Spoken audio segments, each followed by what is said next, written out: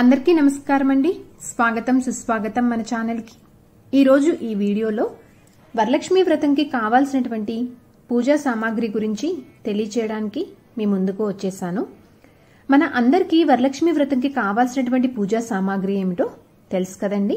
కాకపోతే ఒక్కొక్కసారి హడావిడిలో మనము మర్చిపోతూ ఉంటాము.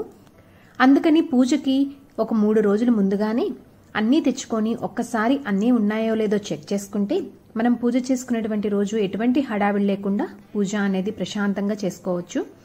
అందుకోసమని చెప్పి ఈ వీడియోలో నేను వరలక్ష్మి వ్రతంకి కావాల్సినటువంటి ముఖ్యమైన పూజా సామాగ్రి ఏమిటో తెలియచేయడానికి ముందుకు వచ్చేసానండి. ఈ వీడియో ద్వారా మీరు అన్నీ ఉన్నాయో లేదో చెక్ చేసుకోవచ్చు. అలాగే ముఖ్యమైన సామాగ్రితో పాటు ఇంకా కొన్ని వస్తువులు తెచ్చుకొని అమ్మవారిని పూజించడం వలన అమ్మవారి కరుణా కటాక్షం అనేది పొందవచ్చు. మీకు ఒకవేళ అందుబాటులో ఉంటే అలాగే మీ శక్తి కొలది వీటిని తెచ్చుకొని పూజ అనేది చేసుకోవడానికి ప్రయత్నం చేయండి.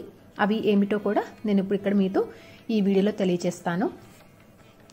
వీడియోని స్కిప్ చేయకుండా చూడండి. అప్పుడే మీకు పూర్తి సమాచారం అనేది చక్కగా క్లియర్గా అర్థమవుతుంది. సో ఇంకా ఆలస్యం చేయకుండా వీడియోలోకి వెళ్ళి వరలక్ష్మి వ్రతం పూజా సామాగ్రి గురించి తెలుసుకుందాము. ముందుగా అమ్మవారి ఫోటో ఒకటి, ఇరువైపులా ఏనుగులు ఉండేలాగా చూసుకోండి. అమ్మవారు కూర్చొని ఉన్నటువంటి భంగిమలో ఉండాలి. నిలుచొని ఉన్నది మాత్రం తెచ్చుకోకండి. తర్వాత చిన్న పీట లేదా ఆసనము, అలాగే బియ్యం పిండి, ముగ్గు వేయడానికి, నైవేద్యం కోసం చలిమిడి చేసుకోవడానికి, ఇంట్లో పట్టించింది వాడుకోవడానికి మాత్రమే ప్రయత్నం చేయండి, షాప్లో కొన్నదానికన్నా వీలైతే కనుక.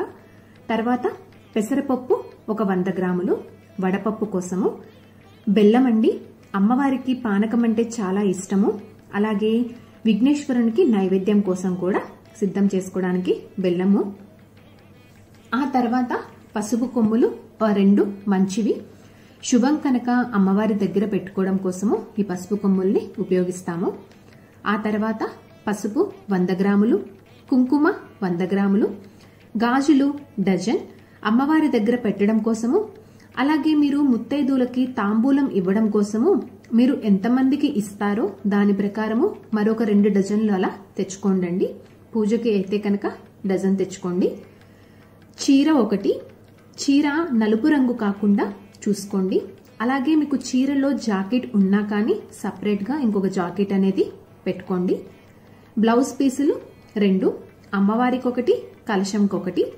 అలాగే ముత్తైదువులకు వాయనంలో ఇవ్వాలి అనుకుంటే మీరు ఎంతమందికి ఇస్తారో దాని ప్రకారము మిగతా బ్లౌజ్ పీస్లు అనేవి తెచ్చుకోండి. గంధం ఒక డబ్బా, విడిపూలు కొన్ని అండి.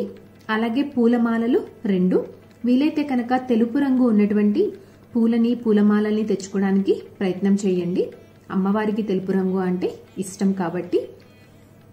తమలపాకులు ఒక 25, వక్కలు 50 గ్రాములు, ఖర్జూరము 50 గ్రాములు, అగరవత్తులు ఒక ప్యాకెట్, చిల్లర డబ్బులు కొన్ని. ఈ మధ్య డ్రై ఫ్రూట్స్ కూడా పెడుతూ ఉన్నారండి. మీకు ఒకవేళ వీలైతే మీ శక్తికి మేరకు అన్ని రకాల డ్రై ఫ్రూట్స్ అనేవి కొన్ని తెచ్చుకొని పూజ చేసుకునేటప్పుడు పెట్టుకోవడానికి ప్రయత్నం చేయండి. మామిడాకులు కొన్ని, అరటి పండ్లు డజన్, అమ్మవారికి తాంబూలం కోసము 2, ముత్తైదువులకు వాయనం కోసము. ఏవైనా 5 రకాల పండ్లండి. 2 చొప్పున 5 రకాల పండ్లు అనేవి తీసుకోండి. అంటే ఒక్కొక్క రకంకి 2 చొప్పున అట్లా 10 తీసుకోండి. కలశం కోసం చెంబు ఒక్కటండి. అయితే ఈ కలశంలో ఏమేమి ద్రవ్యాలు వేయాలి అనే విషయం గురించి ఇప్పుడు తెలుసుకుందాము. కలశంలో సగం నీళ్లు, కొంచెం మంచిగంధం, కొంచెం పసుపు, కొంచెం కుంకుమ, అక్షింతలు, ఒక నాణము, మామిడాకులు కానీ తమలపాకులు కానీ వెయ్యాలి. తప్పకుండా పచ్చకర్పూరం వెయ్యాలండి. వీలైతే కనుక యాలుకలు, లవంగాలు, మరువం, బిల్వదళం, దవనం ఉంటే వేసుకోవచ్చు. కొబ్బరికాయలు 2, కలశంకొకటి, అమ్మవారికి నైవేద్యం కోసం ఒకటి. పచ్చి శనగలు 1/2 కేజీ అండి. ముందు రోజే రాత్రి వీటిని నానబెట్టుకోవాలి. అమ్మవారికి ముత్తైదులకి వాయనం కోసము. అయితే ముందు రోజే స్నానం చేసిన అనంతరము అప్పుడు నానబెట్టుకోవాలండి. ఈ పచ్చి శనగల్లో కూడా 2 రకాలు ఉంటాయి. కానీ నల్ల శనగలు మాత్రమే లక్ష్మీదేవి పూజకి శ్రేయస్కరము. కాబోలి శనగల్ని ఉపయోగించకండి. అరిటాకులు, విస్తరాకులు, బియ్యము 1 కేజీ అండి. అలాగే అక్షింతలు. ఈ అక్షింతలని కొంచెం బియ్యంలో చిటికెడు పసుపు, నెయ్యి వేసి కలిపి తయారు చేసుకోండి. వాటర్ కానీ నూనె కానీ అలాంటివి వేయకుండా స్వచ్ఛమైనటువంటి నెయ్యిని, అలాగే మీరు ఇంట్లో వాడేటువంటి నెయ్యి కాకుండా ప్రత్యేకంగా అమ్మవారి కోసం మాత్రమే తెచ్చుకున్నటువంటి లేదా పూజల కోసం ఉపయోగించేటువంటి నెయ్యిని వేసుకొని తయారు చేసుకోండి. తెల్లదారము తోరణాల కోసము ఏవైనా తీపి పదార్థాలండి, మీ శక్తి మేరకు ఏవైనా తీపి పదార్థాలు అనేవి కూడా తెచ్చుకోండి. అలాగే 9 రకాల నైవేద్యాలు కానీ మీ శక్తికి మేరకు, లేదా 5 రకాలు కానీ 3 రకాలు కానీ, లేదా అన్ని కూడా చేయలేము అనుకుంటే కనీసం ఒక్క రకమైన క్షీర అన్నమైన తయారు చేసి అమ్మవారికి నైవేద్యంగా సమర్పించుకోవాలి. ఆవు పాలు 20 ml అండి. ఆవు పాలు ఉంటేనే పెట్టండి, లేకపోతే లేదు. గేదె పాలు మాత్రం ఎట్టి పరిస్థితుల్లోనూ పెట్టకండి. అసలు నిజానికి నైవేద్యాలన్నీ ఆవు పాలతోటే చేసుకోవాలండి. కాకపోతే ఇప్పుడు ప్రస్తుత కాలంలో మనకి ఆవు పాలు అనేవి దొరకట్లేదు కాబట్టి కొన్ని ఆవు పాలను ఉపయోగించి మిగతావి గేదె పాలు పోసి నైవేద్యాలు అనేవి చేసుకోవచ్చు. కనీసం పంచామృతంలోకి అయినా కానీ ఆవు పాలు మాత్రమే ఉపయోగించడానికి ప్రయత్నం చేయండి. తర్వాత వరలక్ష్మీదేవి వ్రత పుస్తకము. ఇంకా వీటితో పాటు మిగతావి మన ఇంట్లో ఉండేవేనండి, సాధారణంగా మన ఇంట్లో పూజకి ఉపయోగించేవి. అవి ఏమిటి అంటే దీపం పెట్టడం కోసము 2 దీపాలు, గంట, హారతి ప్లేటు, ఉద్దరిని, పంచపాత్ర, నూనె కానీ నెయ్యి కానీ దీపానికి, వత్తులు, తామర ఒత్తులండి. తామర ఒత్తులు అంటే లక్ష్మీదేవికి చాలా ఇష్టం కనుక తామర ఒత్తులను కూడా తెచ్చుకొని ఆ రోజున మామూలు ఒత్తులతో పాటు తామర ఒత్తులు వేసి దీపం వెలిగించుకోండి. పారాని, ముద్ద కర్పూరము. మామూలు కర్పూరం అస్సలు వాడకండి, ముద్ద కర్పూరం మాత్రమే వాడండి. ఇది ముఖ్యంగా గుర్తుపెట్టుకోవాల్సినటువంటి విషయము.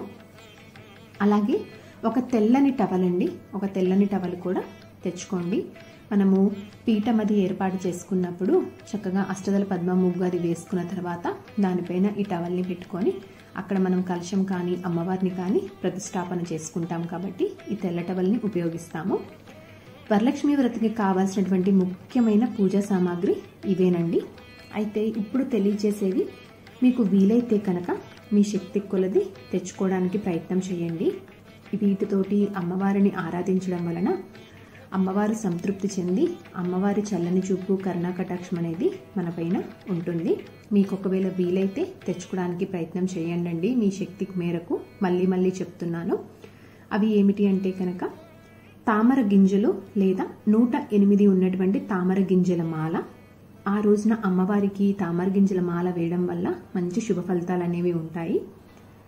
లక్ష్మీ గవ్వలండి, అలాగే గోమతి చక్రాలు, శ్రీఫలము, గురువింద గింజలు, అలాగే ఏకాక్షి నారికేలము, వీటితో పాటు ఏనుగు బొమ్మలు, చిట్టి గాజులు, అలాగే వెండి పువ్వులు, బంగారు పువ్వులు మీకు ఒకవేళ దొరికితే కనుక తెచ్చుకోవడానికి ప్రయత్నం చేయండి.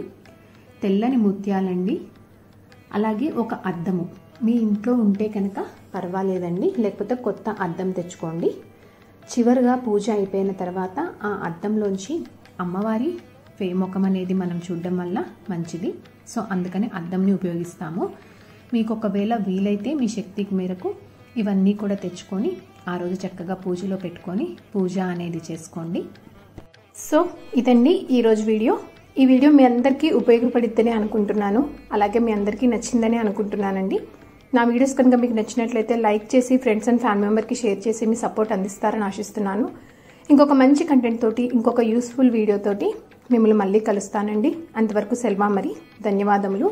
సర్వేజన సుఖినో భవంతు. ఓం శ్రీమాత్రే నమః.